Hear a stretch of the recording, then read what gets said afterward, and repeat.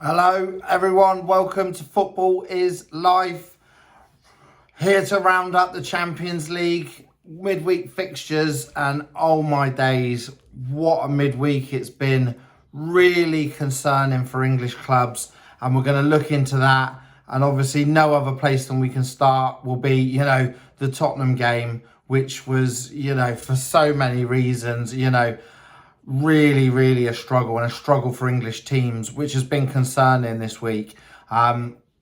Make sure you like, comment and subscribe. Please follow the channel. Everyone watching or anyone commenting and following the socials, that's really appreciated. So please keep doing that, and I'll keep putting the content out there.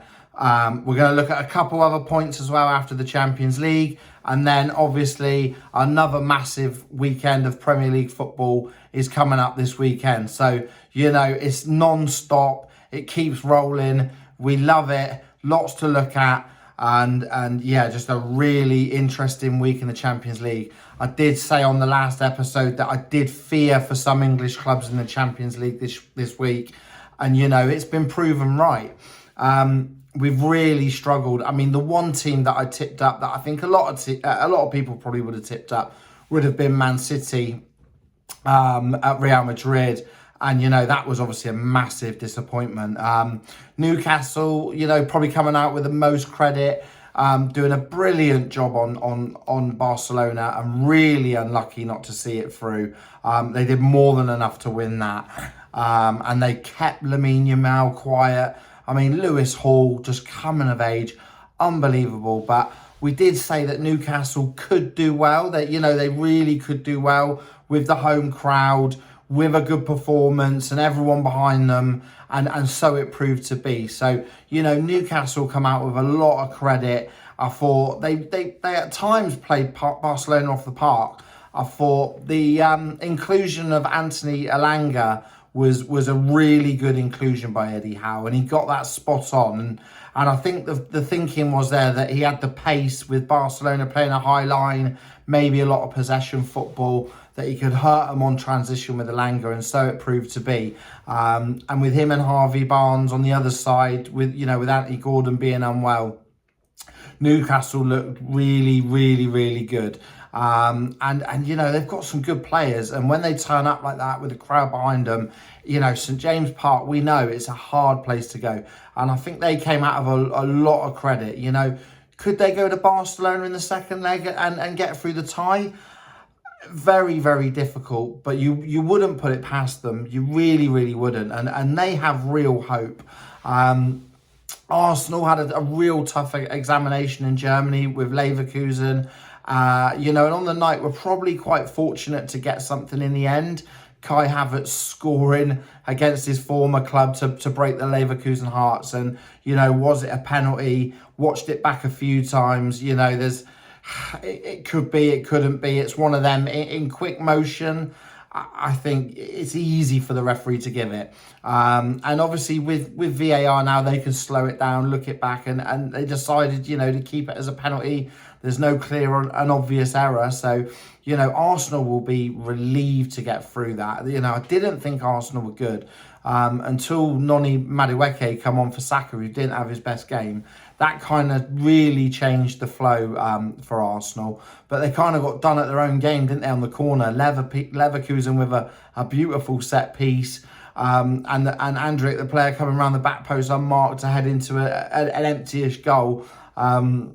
You don't often see Arsenal getting done by their own kind of style. So that was interesting, but they'll just be relieved to get through and have played in Germany against Leverkusen in a tricky old stadium, to be fair, and come back to Arsenal, and they probably should see the deal through. So they'll be relieved. Newcastle have still got a lot to play for. But if we look at the mishaps this week and the struggles that English teams have had, English teams have got more money than these clubs. But some of these clubs, they've in Europe, the big clubs, they've still got the name. They still attract top players. And I just thought Tottenham on Tuesday night, I predicted that they would have a hard night in Madrid. I didn't think it would be that difficult. I mean, it was a big call, and surely Igor Tudor's got to go. It was a massive call to bring the goalkeeper in, Zinski. And I mean, you've got to feel sorry for him. He's not played all season. He's been put into that cauldron under pressure, and I mean, it just looked like like they were doing it on purpose, the Tottenham players. But he's had an absolute howler. I think letting in 3 in the first 50 minutes, 2 massively your fault, just technically not at the races, and then to get hooked off in the 17th minute. I mean, it's probably about the most embarrassing thing that can happen. But, you know, Tottenham have been embarrassing this season, and it just added to that list. And, you know, they've been good in the Champions League. So you thought, you know, a bit of respite from the Premier League. Can they get something in Madrid? But not to be. They were absolutely outplayed by the better team, and really, really worrying for Tottenham. And you know, you'd think now that tie is dead and buried. I mean, they need a minor miracle. And Madrid have got too many quality players. And I'm sure they'll turn up to the Tottenham Hotspur Stadium, and they'll love playing at that stadium, on that pitch. They'll have space. Tottenham will be committing players forward. And you can see Madrid scoring in London. So done and dusted, that one, I'm sure. And I know it's not what Spurs fans want to hear, but I just cannot see a way for Tottenham back in it. And, you know, that kind of set the tone for the week for English clubs. And then we had last night, you know, I thought Chelsea, you know, PSG, I thought would be out of sight if they got an early goal. They got the early goal that we kind of predicted on the channel. But, you know, Chelsea really hung in there. First half, they gave as good as they got. They got it back to 2-2. And it was kind of like the strength and depth of Paris. They had their big players out, but they had their real big gun on the bench. You know, Kvaratskhelia, he is a star player, and just that power of being able to bring him on to go again. And Paris grabbing 3 goals after 2-2. I mean, it's just criminal for Chelsea in the tie. You know, yes, I know it's probably the hardest place to go in Europe, probably with the best team in Europe. You know, there's arguments for Bayern Munich and Arsenal, but they look the top 3. And just, yeah, Chelsea just got turned over. To concede 5 away is, you know, like Tottenham, it's pretty horrendous. And it's pretty horrendous news on the podcast on the channel this week, and kind of what I was fearing for English clubs, and so it's proved to be. And then, so we had the Chelsea game, and then obviously the one I'm most disappointed about was Man City. You know, I really fancied Man City to give a good account of themselves, do well over in Spain against, you know, Madrid aren't in the best of places, but what was really interesting from City is I think they were the bookies' favourite. I think they were favourite before the game to win in the Bernabeu. So, I mean, they were just poor. Man City off the ball are just so vulnerable that they can be got at. And you would say now, you'd fancy them to come back to Manchester and have a go. And, you know, the tie's not over. Man City getting an early goal, we know. But I just don't see Madrid not scoring at the Etihad just because of Man City off the ball, just not where they want to be. So that another concerning display. And the most concerning thing probably was that Madrid looked hungrier. They looked like they wanted it more. They looked like they believed it more. Man City didn't quite have that belief. And they steamrolled them, really. And I mean, that Valverde, I mean, he's a quality player, whether he's playing right back, whether he's playing midfield, whether, you know, he's kind of the victim of his own success in that he's a utility player. He can play anywhere. He's a good footballer. You know, he's not known for just playing there or just doing this. He is an all-rounder. But, I mean, I don't think I've seen a better midfield display for years. I think I heard somewhere that Lionel Messi against an English club, that's the first hat-trick since Lionel Messi in like 2010. So, I mean, Valverde, and it wasn't just the goals. The hat-trick was beautiful, great finishing, great technique, unbelievable. It was everything else. It was limiting Doku in possession and the doubling up with Trent, and Trent playing progressive balls forward. He had a great game, you know, as he booked himself on the plane for the World Cup, because he looks like he's a man back in form. But Valverde in front of him, just, I mean, what a right-hand side for Madrid on the night. And they limited Doku, who looked lively early on, and then they took over him. And Valverde just epitomised the display from Real Madrid and the quality, and, you know, a massive performance. And, you know, it's looking really dead and buried for a few English teams. You know, we've not had a victory this week in the Champions League. You know, you wouldn't have said that going in. Possibly you'd think one would get a result. Man City was the one that I thought. I feared for the rest. So, yeah, horrendous. we can only hope in the second leg that we bring them back to England, and we get some good results. Obviously, playing away in the first leg is tough, but yeah, not good. And I could talk about it all night, but we've got the money here, we've got the recruitment, we've got the players, we've got the strength in depth. But when it comes to playing those big European sides, just there is a real quality out there. I mean, Bayern Munich, I don't know about you, but they just look absolutely frightening. Madrid are going to take some stopping. Atletico Madrid are going to take some stopping. And I mean, Bodo Glimt, just what a story that has the potential to fulfill. I mean, it's already an amazing story. Such a small town in Norway, small kind of town, and what they're doing. I mean, they've had some serious results, and their result of beating Sporting Lisbon was not a fluke. This is not a one-off. They've been doing this all season to some big sides. So, if Arsenal get through, it looks like they've got Bodo in the next round. And although I think Arsenal will probably be too strong over two legs, that's not an easy tie, not an easy place to go to Bodo. So, it's really interesting games. We love it this time of the season. They didn't disappoint, but as an English football supporter watching, it was quite painful and quite sobering to see that these top teams, when they get into gear, they can kind of go to this different level. And it didn't look like the Premier League quality, which we've questioned this season, the creativity, it being about set pieces. When it comes to actual play between the boxes and through midfield, are we lacking? Man City had a great strength in depth on that bench, and they were probably a better squad than Real Madrid's, but 11 for 11 that was on the pitch. Real Madrid were just miles ahead. So, yeah, European roundup done. Not in a good place, not a lot to cheer about, but hopefully when those big giants come back to England and play our giants, maybe we'll have a different story to tell. But a lot of ties look dead and buried. So, I mean, it's going to be great entertainment if we turn it round and the English teams turn it round. They'll really earn their place in the next round. But yeah, interesting. And on from that, just a couple of bits that I want to look at this Thursday night.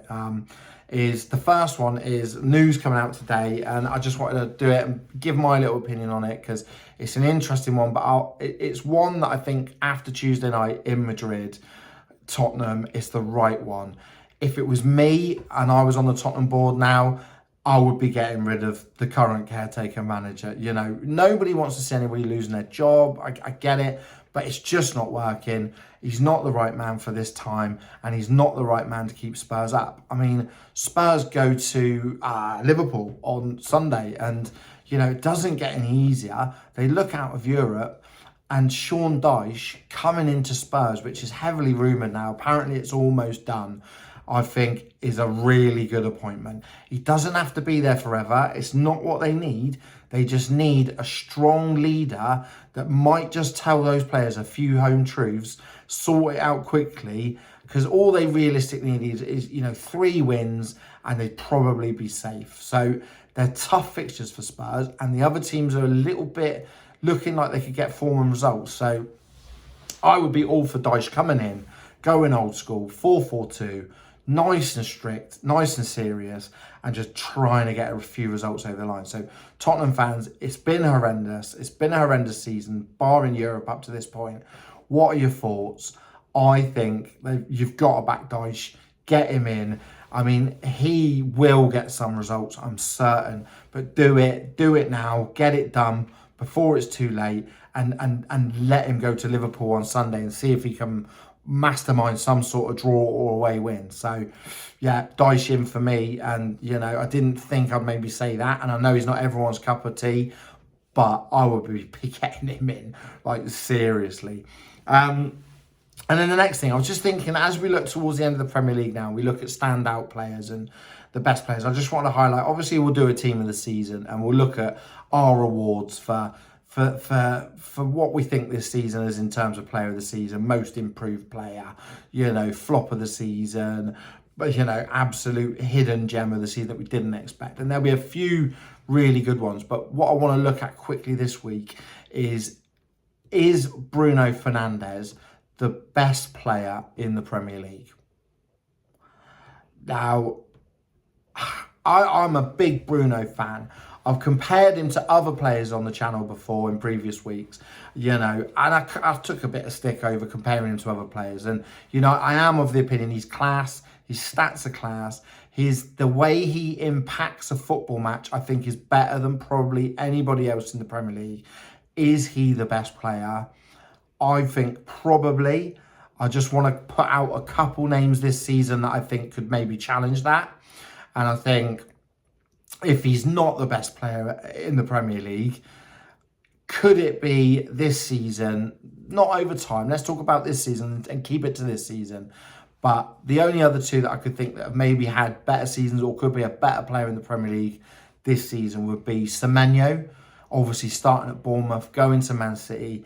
Is Semenyo better than Bruno Fernandes? I think Semenyo is going to have a hell of a career. He's had a hell of a season. He was brilliant last year. His output since he's gone to City is frightening. So I think he has to be in the conversation. Yes, they're different players, Bruno and Semenyo, but is he the best player? We're going for the best player in the league here. And there's probably some Arsenal fans that be saying, so-and-so's been better, we've had a better player. But I think Arsenal haven't really got a massive standout this season. I think they've just been all around the best team. I think there's better individuals. And I'd also put Ekitike there, Ekitike came into Liverpool.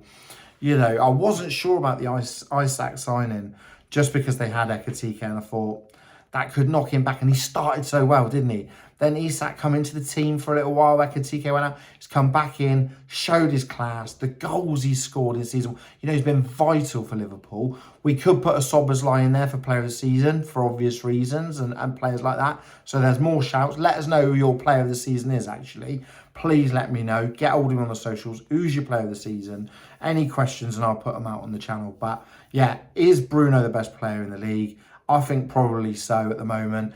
But is a Semenyo or an Ekitike or Szoboszlai, do they deserve to be above Bruno in that argument this year? So, yeah, have a little think on that one.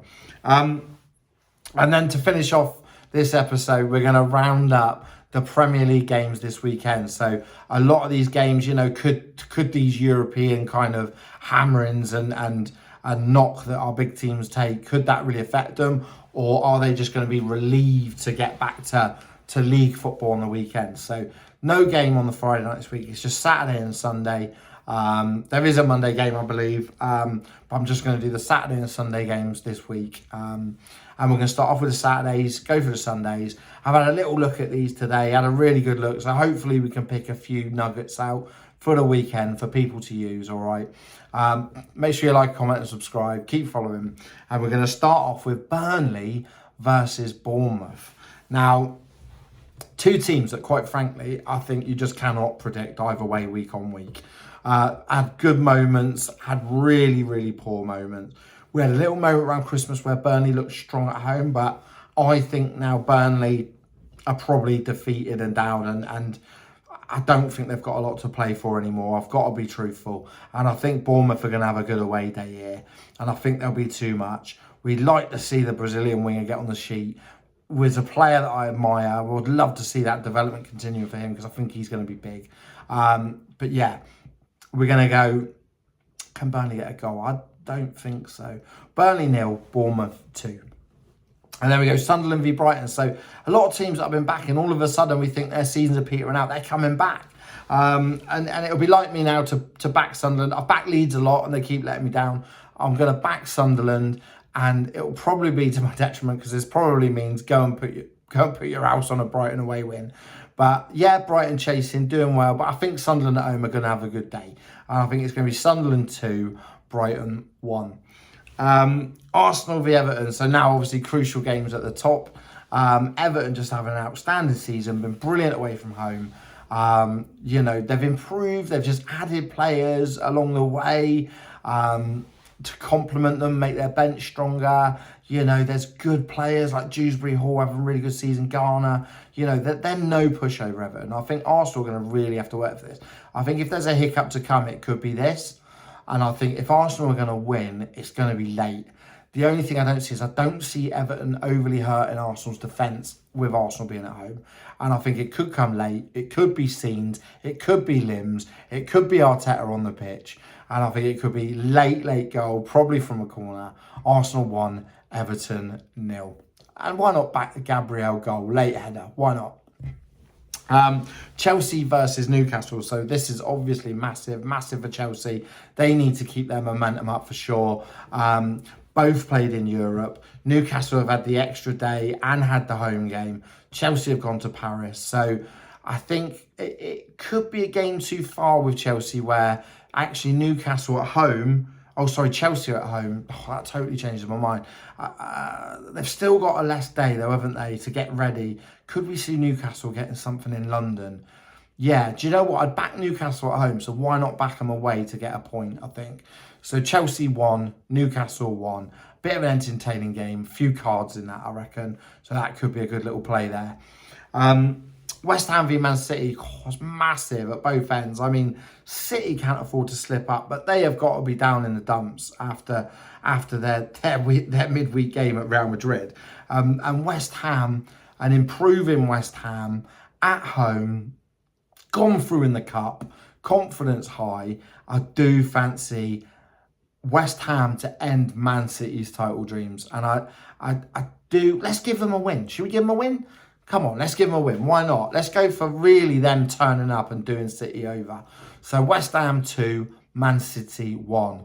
Big punt on that one. That's a big gamble on that one. And then we go to Sunday. So we've got 1, 2, 3, 4 games on Sunday. Okay, so Crystal Palace versus Leeds. I've backed Leeds every week.